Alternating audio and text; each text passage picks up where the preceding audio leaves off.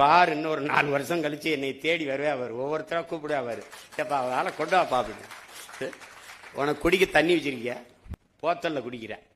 இது யாரோடது இது குடிக்கிற தரத்தில் இருக்குன்னு மருத்துவ சான்றிதழ் தந்தவன்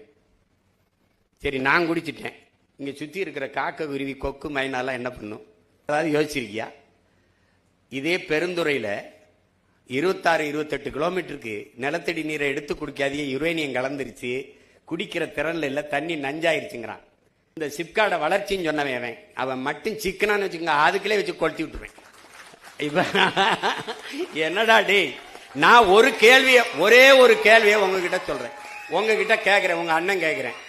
தொழிற்சாலை வளர்ச்சி என்று சொன்னீர்கள் சிப்காடு வளர்ச்சி அது வளர்ச்சி இது வளர்ச்சி என்றீர்கள் சரி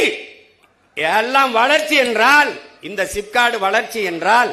அப்புறம் எதுக்கு எங்க ஆத்தாவுக்கு 2500 கொடுக்குற